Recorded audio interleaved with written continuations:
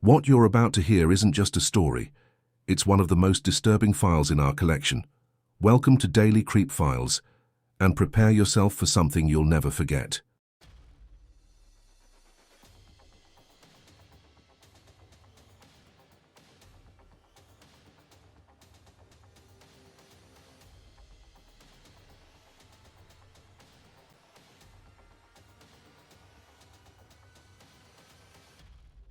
I was never the kind of person who believed in any of this. Spirits, rituals, curses. It all sounded like horror movie nonsense to me. But after that night at the farmhouse, I'm not the same. And whatever I let out that night, it's still with me. It was the last summer before college. Me, Daniel, and 3 friends, Luke, Chris, and Amber, decided to spend a week at Luke's grandfather's abandoned farm, way out in rural Texas. The place was isolated, buried under dust and silence. No cell signal, no distractions. Perfect for one last escape before real life kicked in. On the second day, while exploring an old locked barn, we found a wooden box tucked beneath broken boards. It was covered in soot and deep scorch marks.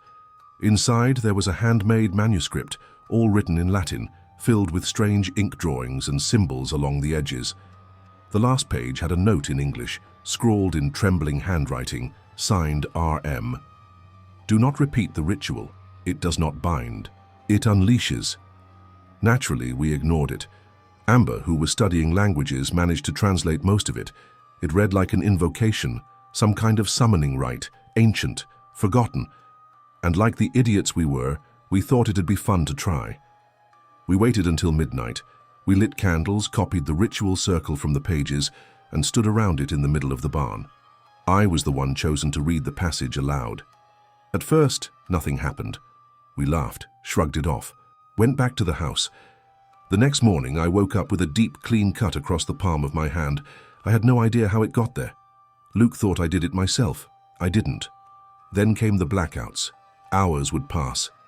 I'd zone out, just walk around the property silently, stare at the tree line, mutter in Latin. They said I looked like I was sleepwalking. I never remembered any of it. Then came the dreams. Every night the same thing. I'd walk through a scorched field beneath a blood-red sky. At the edge of the horizon stood a tall, faceless figure. Long limbs, no mouth, no eyes, no name. And every night I got a little closer. One night, I woke up with a mouthful of soil. Amber found me in the middle of the field, kneeling, hands deep in the dirt, whispering something she couldn't understand. My eyes were rolled back. She was crying, shaking me. I didn't react until sunrise. After that, it got worse. Chris left without saying goodbye, just vanished. Never made it back home. His mom filed a missing persons report. Amber had a full breakdown a week later and was committed. Luke died in a car accident 3 months after we left the farm. They said he lost control.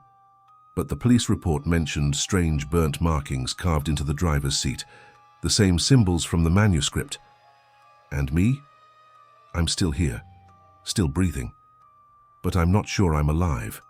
The blackouts never stopped. I wake up with bruises, scratches, and sometimes dirt under my fingernails. I've woken up standing in the backyard, barefoot, with no memory of how I got there. The dreams, they're not dreams anymore. I see it when I'm awake now. Reflections, corners, shadows. The thing with no face, the thing I brought back. The manuscript is gone. We burned the barn before leaving, but something stayed. Something attached itself to me, burrowed in deep. It doesn't speak, it doesn't scream. It waits, watches, grows. Sometimes I feel it trying to move, like there's something inside my skin that doesn't belong. And I know it's not done. So if you ever find a box like the one we found, if you ever see old pages filled with ink and blood and names you can't pronounce, don't read them. Don't repeat the words. Don't open the door I opened, because it doesn't trap something else. It traps you. And once it's inside you, it never, ever leaves. If this story unsettled you, just wait for tomorrow. Subscribe to Daily Creep Files, turn on notifications, and join us as we explore the darkest files on the internet. A new case every day, and each one more disturbing than the last.